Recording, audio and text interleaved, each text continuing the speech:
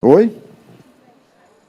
Opa, opa, opa, opa. Hoje eu falei agora há pouco, a Lia está com a gente aqui. Bom dia para você, Lia. Bom Temos uma dia. entrevistada hoje muito bacana, a deputada Janaína Pascoal. Ontem nós divulgamos o banner anunciando a sua entrevista nos nossos canais aqui, nas nossas redes sociais, e a senhora foi muito festejada, viu? Parabéns e um bom dia para a senhora. Que bom, muito obrigada pela honra do convite, cumprimento todos que estão nos acompanhando, cumprimento Piauí, ô vontade, eu não conheço ainda, ô vontade de conhecer. Pois o convite está feito, viu? A TV Piauí convida a senhora para vir aqui, tá bom? Obrigada, Será muito bem recebida.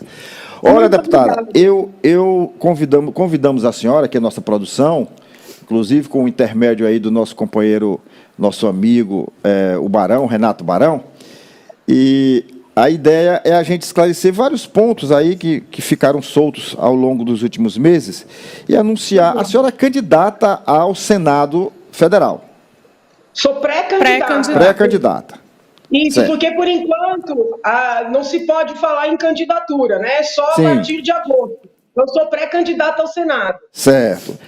Eu vi algumas entrevistas da senhora, né? E a senhora já se posicionando em relação. O senador, ele representa o Estado, né? A senhora vai para Brasília representar o Estado e os interesses do Estado de São Paulo. Eu queria que a senhora falasse assim. Oi, pois não. Pois não. Não, é porque, apesar do Senado representar o Estado, como o nosso sistema legislativo é bicameral, ou seja, passa pelas duas casas, é também uma pessoa que trabalha pelo país, não é? Uhum. Porque todas as leis passam pelo Senado. Então, constitucionalmente, é um representante do Estado, mas participa de todo o processo legislativo, né, para o país. Sim, sim. Por conta desse sistema bicameral que inclui o Senado e a Câmara Federal, né? Agora, o papel do senador é um papel muito importante dentro do nosso ordenamento jurídico-político, eu diria assim. E a gente tem visto que o Senado muitas vezes tem pecado, o Senado não tem feito jus ao seu papel constitucional. E a senhora é uma pessoa que tem posições firmes. A senhora mesmo diz que é uma pessoa que é difícil, porque a senhora não abre mão de algumas bandeiras, de alguns princípios, enfim. E como é que a senhora... Difícil. Eu reconheço.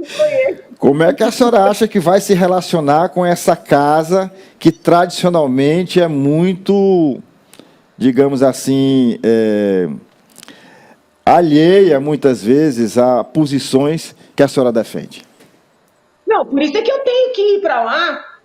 Eu vejo como uma casa muito omissa, porque nós temos que olhar o Senado também como um tribunal, sabe? O Senado é como se fosse assim a instituição que vai dar equilíbrio entre as demais. E eu vejo um Senado omisso, né? Vejo um Senado muitas vezes tomando posturas mais ideológicas, mas muito ideológicas do que técnicas. Eu dou um exemplo, né? A CPI da Covid. A CPI da Covid, na minha percepção, foi uma vergonha. Porque não houve uma análise técnica, o objetivo era atacar o presidente da República, era atribuir a ele as mortes que foram causadas por uma doença que desafiou o mundo. Com isso, eu não estou dizendo que o presidente não tenha cometido erros, né? Eu mesma o critiquei bastante, sobretudo no começo da pandemia. Mas daí a dizer que ele matou as vítimas da Covid, vai uma estrada de distância. Então, assim, foi muito politizado, foi pouco técnico.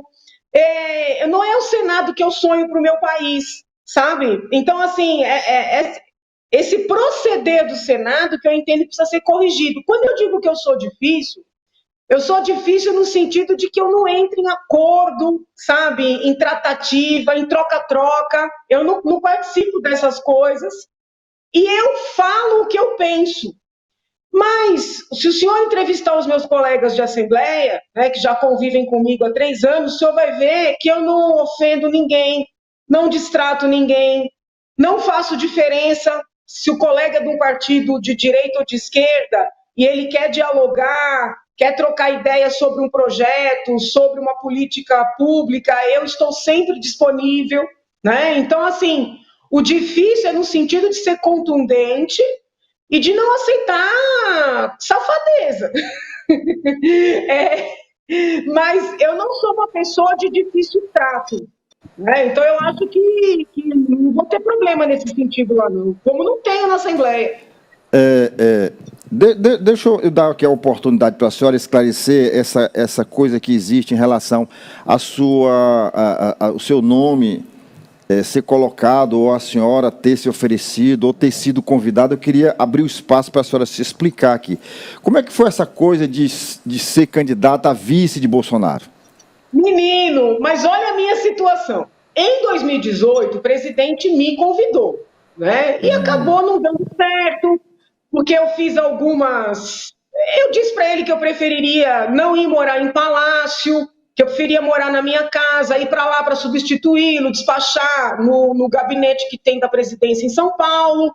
Acabou não dando certo.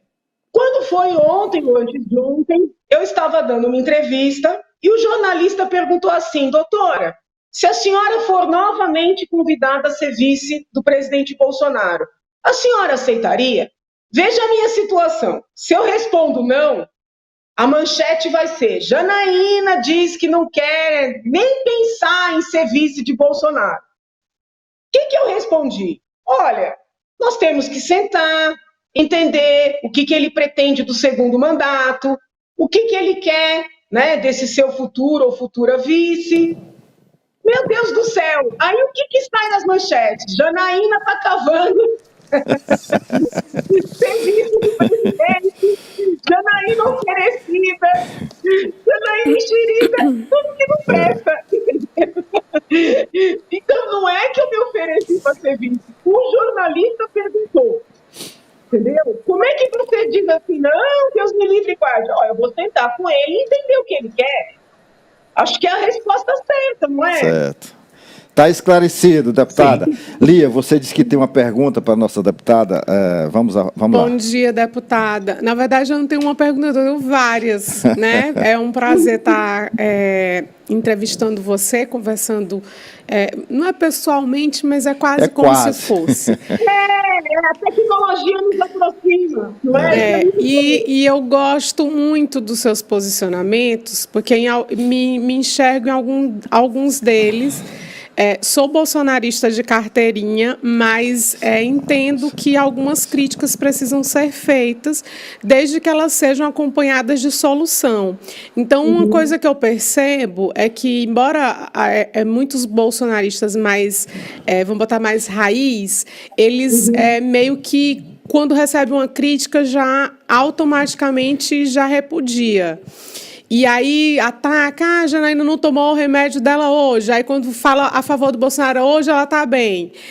E eu super entendo, porque eu também tenho esses posicionamentos, vamos botar bipolar, né? Como o pessoal fala. Mas o que eu quero lhe perguntar é assim, você teve uma votação super expressiva, né? Um marco na história, nunca nenhuma deputada teve tantos votos.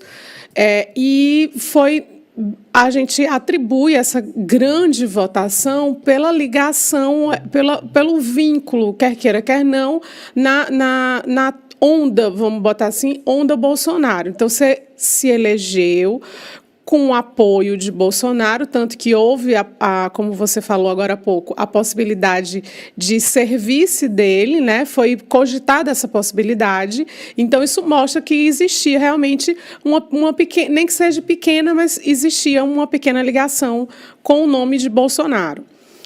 Depois, ao longo, né, do mandato, a gente percebeu que essa aproximação ela ficou um pouco mais distanciada. Mas, como a gente já falou, você critica quando tem que criticar e elogia quando tem que elogiar. A minha pergunta, uma das, né, que eu tenho outras, mas uma das perguntas é assim, como é que você pretende usar esse potencial político que você já tem, né, de forma a contribuir para o Senado na questão de aprovações de pautas que são interessantes para a governabilidade do presidente. A gente já viu que a grande maioria da população apoia e está com o presidente, isso é fato, basta você andar nas ruas e olhar por onde ele passa, a multidão que está com ele. E a gente sabe que, para ele ter uma governabilidade, a gente precisa ter um Senado forte, de pessoas compromissadas com as pautas que são interessantes para o desenvolvimento do país, que vão estar lá, inclusive para votar a favor de pautas que são boas para o governo, obviamente, mas principalmente para dar uma freada nos desmandos que a gente tem no STF. E a gente sabe que já existe alguns pedidos de impeachment para alguns ministros e que esses pedidos não vão para frente porque a gente ainda não tem um Senado coeso que compactue dos mesmos princípios. Você estaria disposta, a minha pergunta é essa, estaria disposta a lutar junto a essas pautas um pouco mais polêmicas, deputada? Vamos por partes. Então, eu vou discordar respeitosamente com relação à minha eleição. A Carla Zambelli é bolsonarista. Ela teve 75 mil votos. O Gil Diniz, acho que dos bolsonaristas é o mais, né, teve 200 mil votos. E outros tantos bolsonaristas que, por exemplo, na Assembleia se elegeram com os meus votos, tiveram 22, 25, 30 mil votos. Então, eu não atribuo ao presidente Bolsonaro a minha votação. Tanto é que, se você fizer uma pesquisa, o presidente não fez nenhum vídeo em apoio à minha candidatura. Eu atribuo a minha votação ao impeachment. Sim. Que não tem nada a ver com o presidente Bolsonaro. O presidente só chegou no impeachment para dar o voto, que ainda foi fazer aquele papelão de homenagear o Ustra, entendeu? E queriam até utilizar isso aí para inviabilizar o voto. Então, a minha eleição, a minha votação não tem a ver com o Bolsonaro. Você pode dizer assim, mas Janaína, você não vai ter o mesmo número de votos. É provável, né? Porque o impeachment já está longe. Porque quando a gente é novidade na política, as pessoas criam expectativas, até expectativas que você nunca deu. E o dia a dia, ele tem muita burocracia. Então, até a gente tem dificuldade de entregar tudo que prometeu. Então, assim, muita gente se decepciona no meio do caminho, até por não compreender as barreiras que há. Então, a chance de ter uma votação bem menor, ela é uma realidade. Mas eu não atribuo a questão do presidente. Com relação a estar no Senado, eu penso, claro, eu vou votar no presidente, estou convencendo as pessoas que não querem votar nele a não anularem seu voto, a não deixarem em branco, a não faltarem no dia da eleição, porque quem faltar, quem anular, quem deixar branco, está indiretamente votando no ex-presidente Lula. Então, eu tenho esclarecido as pessoas nesse sentido, mas eu não acho, com todo respeito, que é garantia que o presidente vai ser reeleito, não. Não quer dizer, o povo que está na rua, né, em apoio ao presidente, não é a maioria. Ah, mas o Lula vai para a rua e está vazio. Existe o voto envergonhado, existe o petista enrustido, né? PSDBista na virada, todo mundo ali no PSDB petista. Então, a gente pode ter, em 2023, o Lula presidente. Tá? Eu digo isso com tristeza, porque só eu sei o que eu passei para tirar o PT do poder. Bolsonarista nenhum que está aí cantando de galo estava do meu lado naquele momento. A Carla Zambelli estava, tem que ser justa. Mas muitos vieram depois, né, só para surfar. Aí sim, surfar a onda do meu trabalho. Sim.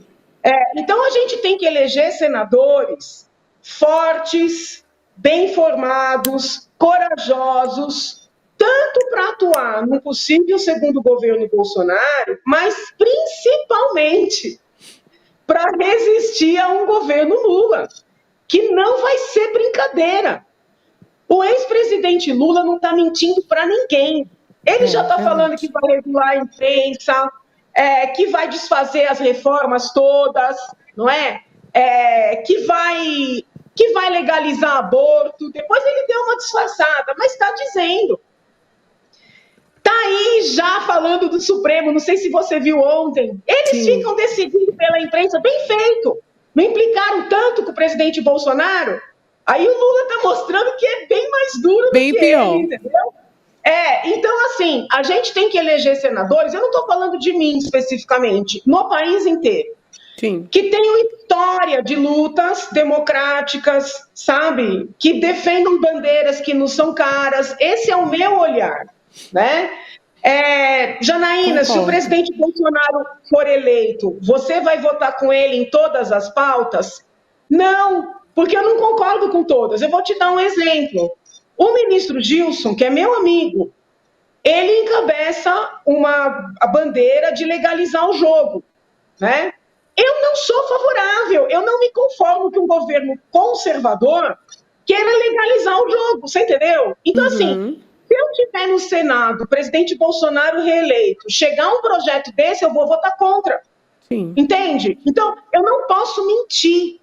Não é qualquer coisa que o presidente mande para o Senado que eu vou votar a favor. Eu acredito que o papel do senador é justamente fazer essa ponderação, entendeu? Agora, as pautas com as quais eu me comprometi a vida inteira, essas aí eu morro por elas, entendeu? Perfeito. Com relação ao impeachment, eu mesma protocolizei ao lado do MP Pró-Sociedade um pedido de impeachment de um dos ministros, o senador Alcolumbre, que foi eleito com apoio do presidente, da Carla Zambelli, que eu liguei para todo mundo, eu falei, não apoiem esse homem, sentou em cima dos pedidos. Então, assim, se houver elementos, uma peça bem escrita, né, com todos os trâmites processuais, eu não sou uma pessoa covarde, né? Agora, eu não vou ficar jogando para a torcida, né? Outro dia me mandaram uma mensagem. Para fazer campanha, a senhora tem que ir lá fazer pedido de impeachment. Eu falei, gente, eu sou uma mulher de 47 anos de idade, entendeu? Uma professora de direito, eu não vou ficar fazendo palhaçada para ganhar voto. Eu acho assim, eu tenho que pôr meu nome à disposição, primeiro de Deus, né? Na sequência do povo. Se o povo e Deus quiserem, ok. Se não quiserem, eu me recolho na minha vida de sempre, entendeu? Deputado. Agora, ficar com palhaçada, fazendo post para puxar o saco do presidente para ganhar voto, eu não vou fazer. Deputado, eu queria pegar sua deixa, eu ia passar a palavra agora para o Barão, mas eu peço que ele me espere só um minutinho. Eu vou pegar essa sua deixa dos pedidos de impeachment que foram apresentados contra o presidente Bolsonaro. Como a senhora disse, o Senado ele é também um tribunal. Cabe ao Senado julgar, além do presidente da República, do vice-presidente, ministro, os ministros do Supremo também, enfim. Mas vamos falar sobre esses pedidos que já foram apresentados de impeachment contra o presidente Bolsonaro. A senhora teve acesso? E se teve acesso, existe consistência, existe motivo para se pedir impeachment? Não tem. É assim, fizeram vários. Esses primeiros vários, eu não li todos. Mas daí a deputada Joyce, eu não me lembro se o deputado Frota também, mas algumas figuras mais famosas da Câmara fizeram um tal de um super pedido de impeachment, que foi a reunião dos anteriores. Então eu li esse super pedido. Tanto é que eles fazem assim, item 1, pedido protocolizado na data tal, diz isso, item 2, item 3, item tal. Esse aí eu li. E depois eu li o outro pedido, que foi apresentado pelo professor Miguel Reale Júnior e outros professores de direito, tá? Então, esses principais eu li, e eu não encontro nenhum fundamento jurídico, nem um nem outro. É claro que o pedido apresentado pelo professor Miguel tem uma redação melhor, né? Tem citações de textos acadêmicos. É mais rebuscado. Sim, sim, mas sob o ponto de vista da consistência jurídica, eles não têm. Por quê? Porque eles caem no ridículo, desculpa eu falar desse jeito, de atribuir as mortes das pessoas que pegaram Covid ao presidente. Não dá. Dizer que o presidente cometeu crime de epidemia, cometeu crime de genocídio. Sob o ponto de vista jurídico, isso é uma vergonha. Então, assim, os deputados que não são da área do direito assinarem uma barbaridade dessa, eu até desculpo, entendeu? Mas juristas, é vergonhoso, não tem fundamento. E outra coisa, a gente tem que lembrar que desde a hora que esse homem entrou no poder, que esse povo confecciona motivo para tirar. Começou com a história das fake news. Eu pergunto aos senhores, na época da eleição de 2018, os senhores receberam algum disparo no WhatsApp para votar no presidente? Eu não recebi. Então eles inventaram que o presidente tinha feito disparo em massa para confeccionar, né, a tal da CPI das fake news e, paralelamente a isso, um pedido de cassação da chapa. Aí eu falei, cadê o corpo de delito? Porque eu sou da área penal. Você não tem como ter um homicídio se não tiver um corpo. Como é que você tem disparo em massa se nas ações que eles confeccionaram não tem uma compilação dos disparos? Poxa vida, se tem disparo em massa, não tem nada mais fácil do que você imprimir os disparos e comprovar. Não comprovaram nada. Aí vem a confecção de que tem o gabinete do ódio. Depois vem a confecção de que teve corrupção do presidente, que o presidente se omitiu. Aquele deputado que foi atrás dele no aeroporto, não me lembro o nome, para dizer que denunciou um caso de Miranda. Isso, acho que eram os irmãos Miranda. Gente, todo santo dia alguém que para na rua para dizer que acha que tem alguma coisa estranha em algum lugar. Se toda vez que alguém te para na rua para dizer que tem alguma coisa estranha em algum lugar, te mandar um e-mail maluco, mirabolante, falando... Se você tiver que instaurar um inquérito, a gente não faz mais nada. Então tem que ter consistência, sabe? Quando vai fazer uma denúncia para uma autoridade. Né? Então, assim, foram sucessivas tentativas de criar um fato para tirar o presidente. Sob o ponto de vista jurídico, eu não vi nenhum respaldo nesses pedidos. Não vi. E eu li. Se visse, falaria, porque o senhor sabe que eu não fico fazendo meias palavras, mas não vi. Perfeito. Vamos ao Barão. Barão, você está aí quietinho, mas eu sei que você quer perguntar. Bom dia, deputada. Renato Barão. Olá. Movimentos. Participei de alguns movimentos de rua de não tão conhecido, né? Acabei me tornando comentarista político, analista, e isso que eu trago de debate aqui. As pessoas mais esclarecidas, elas entendem e compreendem que existe hoje duas vias para a gente conquistar voto. O povo comum, que quer coisa de bem social, coisa do Estado, que eu falo que a direita vive em bolha, às vezes, reais, tem que ir na base, trazer, ouvir o que o pessoal quer, o povo comum, né, principalmente na parte econômica, e tem a parte de liberdade. Hoje não temos prisão de segunda instância, isso é fato, né?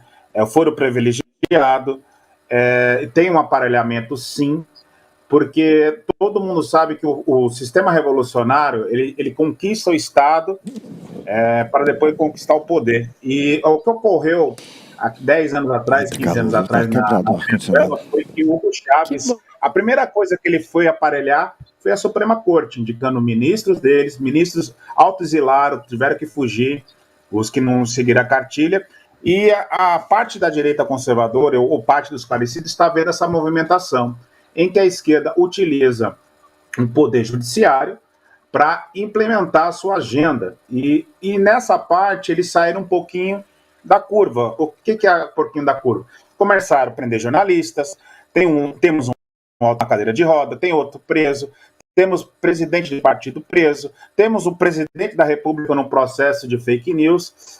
E quem pode segurar essa balança hoje, a Constituição, é o Senado, né? Isso é fato, tanto que a importância, eu falei, vou trazer a Janaína, porque aqui em São Paulo, o tema doutora Anise, doutora Janaína, e para você ver, nem o Bolsonaro manda na militância que ela não aceitou a indicação do Datena, né? O povo da direita, ela também tem a sua certa independência, nem tudo diz amém para o Bolsonaro. Mas a minha pergunta é trazer soluções para a gente não centralizar mais poder tanto ao judiciário. Indicação, não ser vitalício, alternância de poder, algo que funcione para não centralizar o poder. A senhora teria algumas sugestões de trazer ao Senado fosse eleita?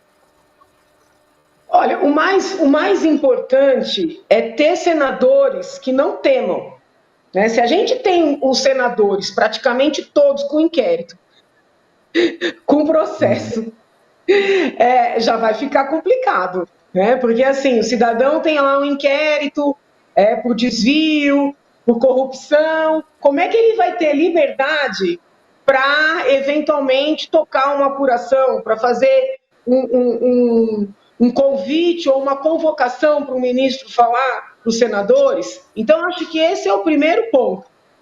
O segundo ponto é começar a, vamos dizer assim, combater internamente aqueles colegas que fogem do debate e correm para o judiciário. Então, por exemplo, hoje eu acho que uma das atividades mais deletérias para a democracia é essa prática de partidos políticos e senadores atravessarem a rua para que o Supremo Tribunal Federal decida as pendências do Legislativo, né? Eu dou como exemplo o que faz... Não entendi o que o senhor falou. É por causa da ferramenta ADI que ocasiona isso daí? Não só a ADI, eles entram com mandado de segurança, eles entram com a DPF, eles entram com uma série de medidas para derrubar portarias de ministro de Estado, derrubar resoluções, entendeu? Isso aí, se a gente for avaliar o que a Rede e o senador Randolfo fizeram nos últimos tempos, do ponto de vista jurídico, é uma excrescência. É uma excrescência. E com fulcro nesses expedientes, o Supremo vai, vamos dizendo assim, governando. Então, é importante ter um senador que questione isso, inclusive, do ponto de vista ético. Né? Porque, assim, quando é a direita, o mundo cai em cima. Quando é alguém de esquerda, tudo é bonito e aplaudido. Se fosse um senador de direita usando, vamos dizer assim, trabalho de assessores para fazer ações no Supremo, já estaria tomando um monte de ação por improbidade administrativa e assim por diante. Como é da esquerda, ninguém fala nada. Então é necessário ter alguém que enfrente, sabe? Eu não acho que nós tenhamos, assim... nosso problema não é na legislação. O nosso problema é nas práticas e na ideia de que alguns podem tudo e os outros não podem nada. Entendeu? Mas veja se o senhor vê alguém ali dentro questionando o senador Randolph. Pelo contrário, ele é tratado como um herói. Coordenador de campanha do PT assinou a CPI. Por que a Rede funciona como um escritório de advocacia? Sendo que tem um Estatuto da Ordem que proíbe que parlamentares usem os seus conhecimentos advocatícios em prol do mandato.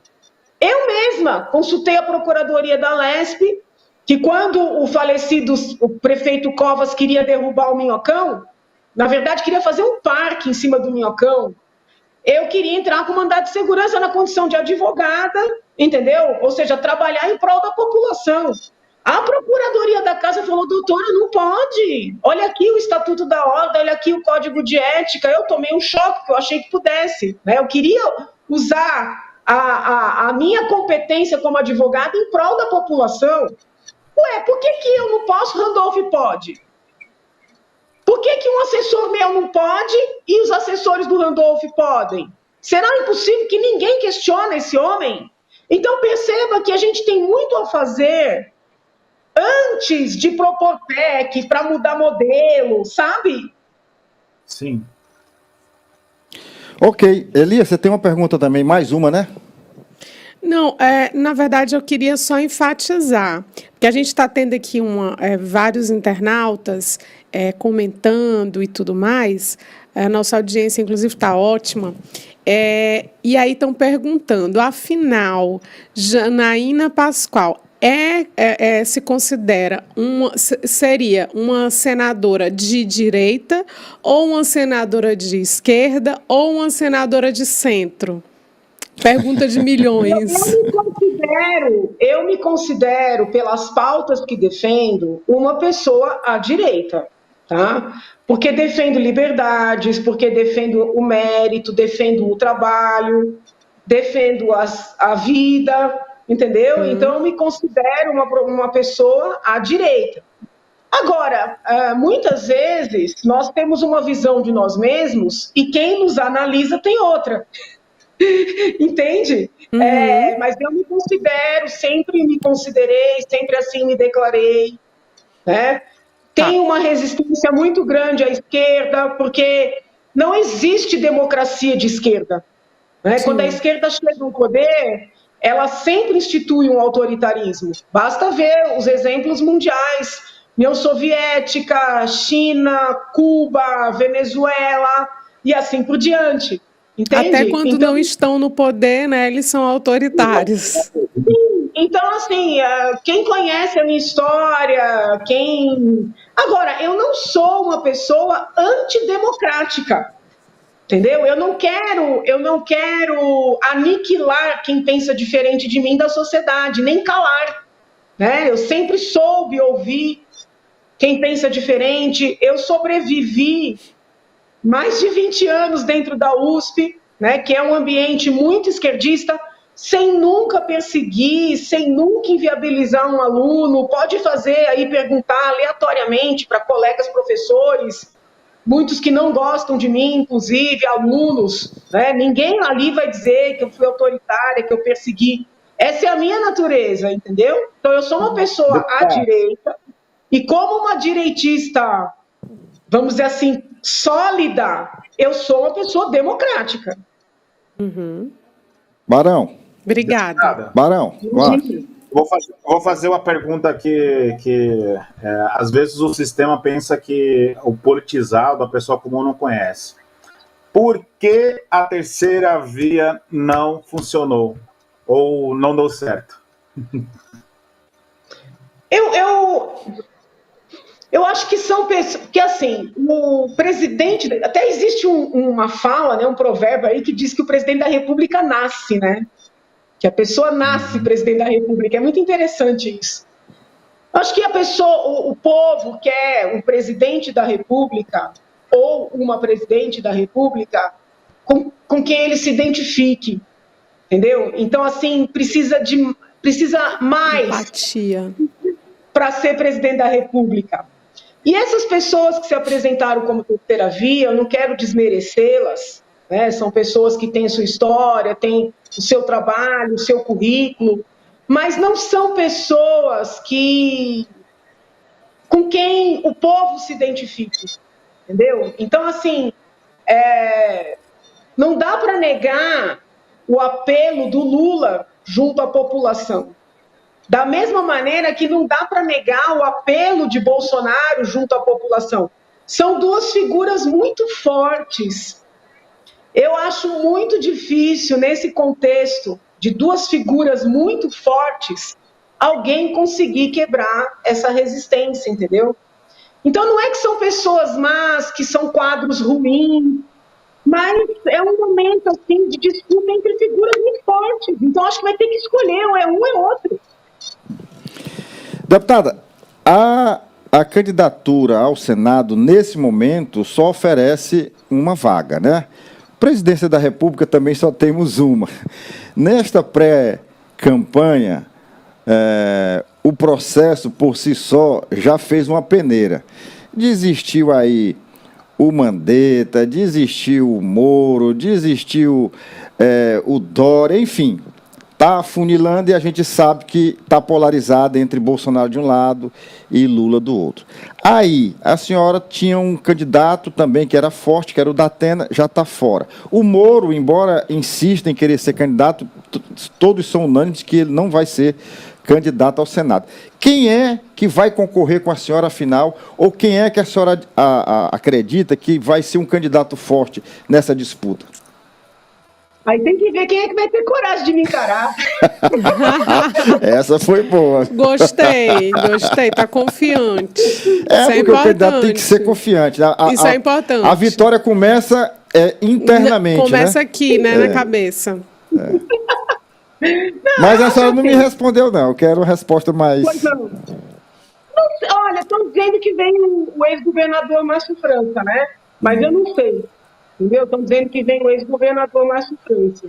Mas eu acho assim, muita gente diz, Janaína, você é doida, você não vai ter tempo de TV, o partido que você está não tem ambição, como é que você vai encarar esse povo? Ontem mesmo, né, participei de um evento à noite e várias pessoas da política disseram assim, candidato ao Senado vem para gastar 20 milhões, né? Olha, nem que eu tivesse, eu acho um absurdo, porque isso para mim é comprar mandato. Sabe? Eu acho que a gente tem que começar a mudar essa cabeça. Eu quero fazer uma campanha humilde como fiz para deputada, porque eu acredito que você tenha que mostrar ideias, propostas, currículos e assim por diante. Então, muita gente diz assim, por que você não vai à Câmara? Porque a Câmara é garantida, né? Ou, aí eu penso, mas onde é que eu vou ser, assim, determinante? Onde é que eu vou ser mais útil para a população e para o país? Eu acho que é no Senado, por causa da minha formação, entendeu? Eu acredito nisso. Então, eu tenho que pôr meu nome à disposição de Deus e de tudo. Agora, para ganhar, você precisa correr o risco de perder, entendeu? A pessoa que tem medo de perder, que tem vergonha de perder, nunca ganha. E eu sou assim, eu sou aquela pessoa que está disposta a perder, a cair, a se levantar, entendeu? Eu sou uma brasileira típica, né? Então, eu vou encarar.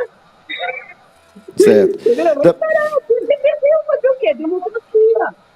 Olha, quando a senhora se lançou candidata em 2018, todos acreditavam que a senhora deveria também ser candidata a deputada federal.